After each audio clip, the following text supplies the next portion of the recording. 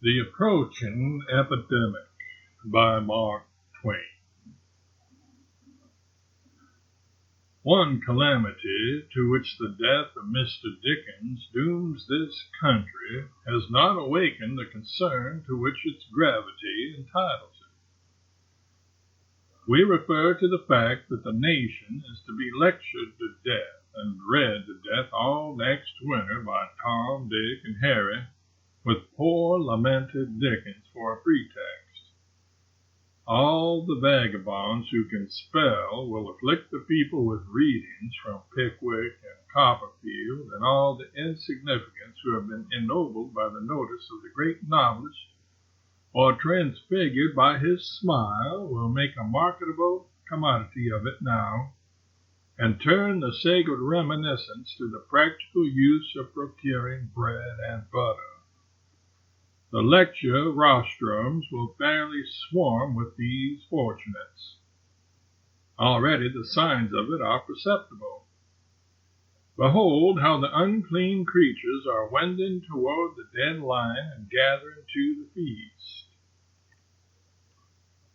Reminiscences of Dickens, a lecture by John Smith, who heard him read 8 times.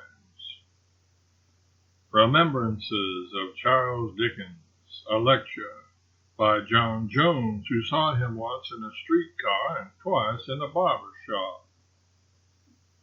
Recollections of Mr. Dickens, a lecture by John Brown, who gained a wide fame by writing deliriously appreciative critiques and rhapsodies upon the great author's public readings, and who shook hands with the great author upon various occasions, and held converse with him several times. Readings from Dickens by John White, who has the great delineator's style and manner perfectly, having attended all his readings in this country, and made these things a study, always practicing each reading before retiring, and while it was hot from the great delineator's lips. Upon this occasion, Mr. W. will exhibit the remains of a cigar which he saw Mr. Dickens smoke. This relic is kept in a solid silver box made purposely for it. Sights and Sounds of the Great Novelist, a popular lecture by John Gray, who waited on his table all the time he was at the Grand Hotel, New York, and still has in his possession, and will exhibit to the audience, a fragment of the last piece of bread which the lamented author tasted in this country.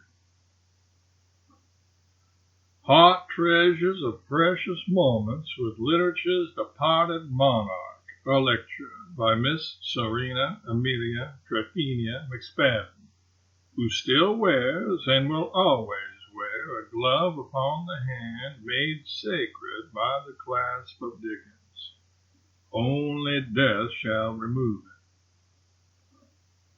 Readings from Dickens by Mrs. J. O'Hooligan Murphy, who washed for him. Familiar Talks with the Great Author, a narrative lecture by John Thomas for 2 weeks as valet in America, and so forth and so on. This isn't half the list. The Man Who Has a Toothpick Once Used by Charles Dickens will have to have a hearing, and The Man Who Once Rode in an Omnibus with Charles Dickens, and the lady to whom Charles Dickens granted the hospitalities of his umbrella during a storm, and the person who possesses a hole which once belonged in a handkerchief owned by Charles Dickens. Be patient and long-suffering, good people, for even this does not fill up the measure of what you must endure next winter. There is no creature in all this land who has had any personal relations with the late Mr. Dickens, however slight or trivial, but will shoulder his way to the rostrum and inflict his testimony upon his helpless countrymen.